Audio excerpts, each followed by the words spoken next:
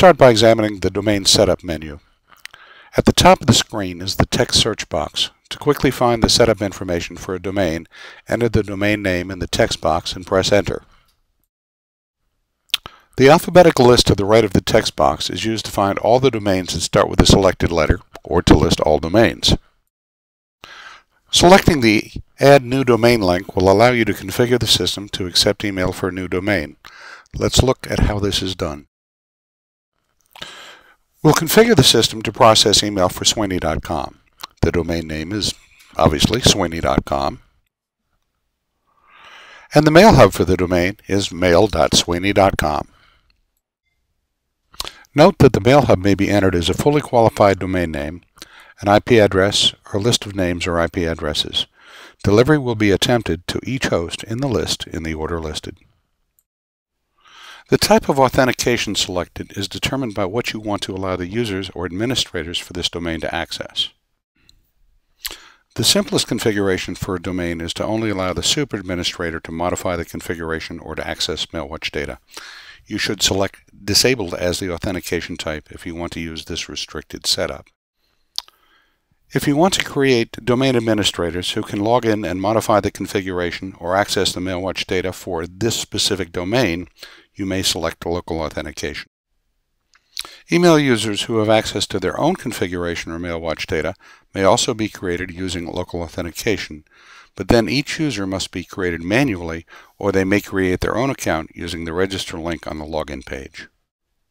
A simpler and more usual method for allowing users to access their own configuration and MailWatch data is to authenticate the user's login credentials using their Mail Hub or a login host. There are three choices available for this type of authentication: POP3, IMAP, Simple Mail Transfer Protocol, or Active Directory. Usernames for domain administrators or email users must always be in the format user@domain. For example, steve@sweeney.com. And finally, you can easily override the site defaults for this domain for spam checks and spam scores. You may also enable or disable the quarantine report for users at this domain. Now let's go back and look at the configuration for the domain we've just added. Those of you who have used MailScanner or DefenderMX will recognize this configuration screen. BarricadeMX Plus provides a web interface for configuring the most commonly modified MailScanner setup parameters. And immediate help is available for any configuration parameter. Simply click on the parameter name and the help text is revealed.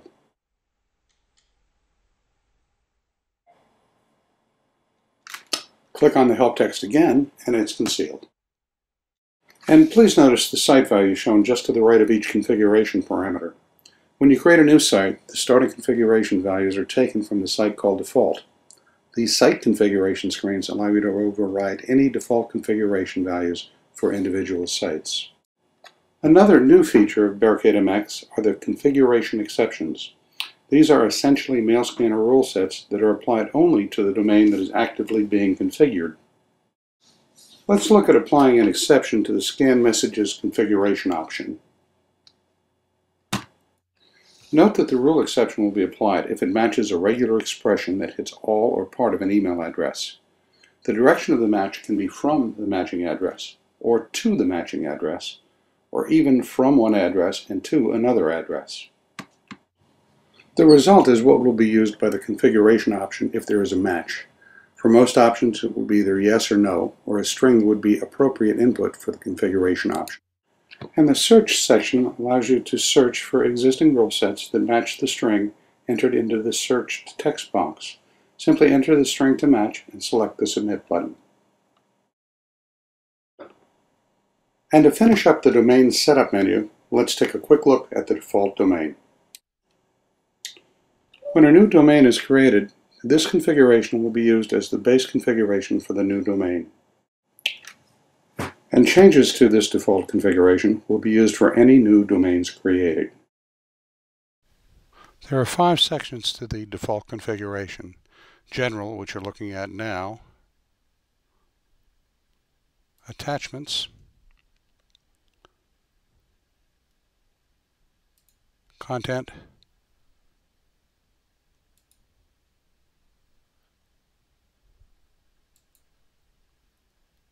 spam,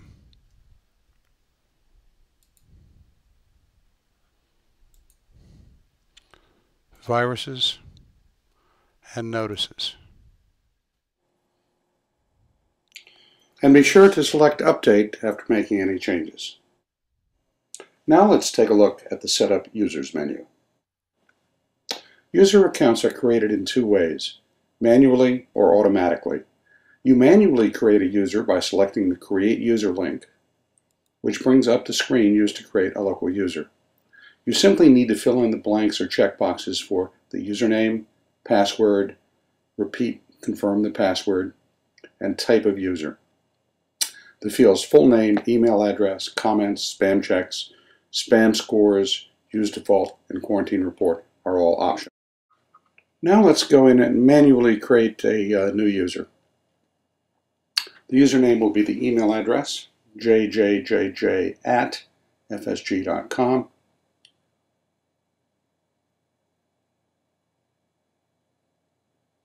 We'll add a password. We'll verify the same password again. And we'll make sure that this user is a regular user, not a domain or admin or a super administrator. And we'll add the user's full name. And we'll update and save the record. Now let's log out as administrator and log back in as the user we just created.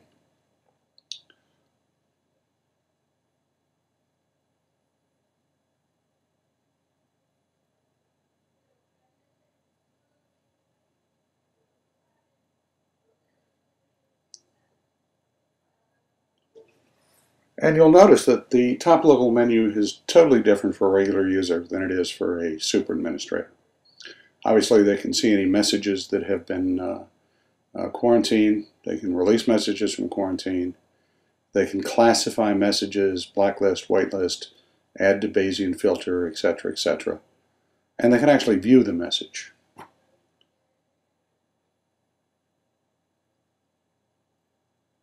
They also have access to white or blacklist, where they can add specific addresses, and they can get to their preferences, and they can log out.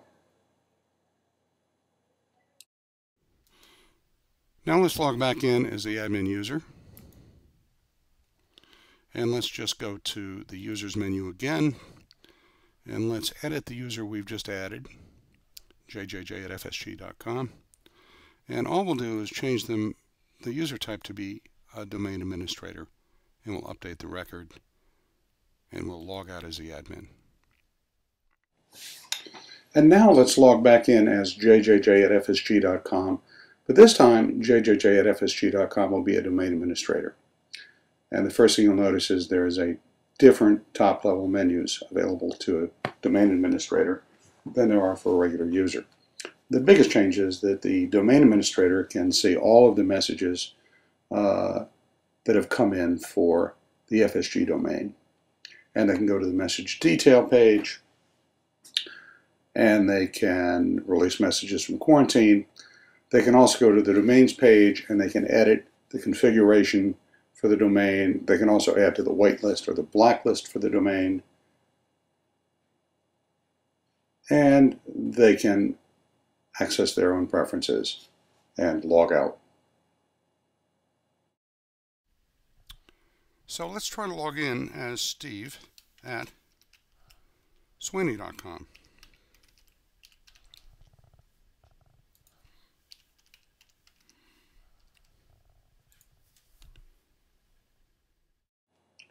And I can log in as Steve at Sweeney.com. I was able to log in because when Sweeney.com was created, authentication was set up to check passwords and usernames against the IMAP MailHub server. And you'll notice that the user Steve at Sweeney.com has the same menu as a regular user. The user can add to their whitelist and blacklist, they can change their preferences, and they can log out. And so to recap, we've been able to create two types of users. Users who are created manually, such as jjj@fsg.com, and users that are created automatically, such as steve@sweeney.com. This is done because when we set up the domains, fsg.com was set up to have local authentication, while sweeney.com was set up to authenticate using IMAP login credentials against the mail host on port 143. Notice also that we were able to set up 3 types of users. We were able to set up a domain administrator, super administrator, or a regular user.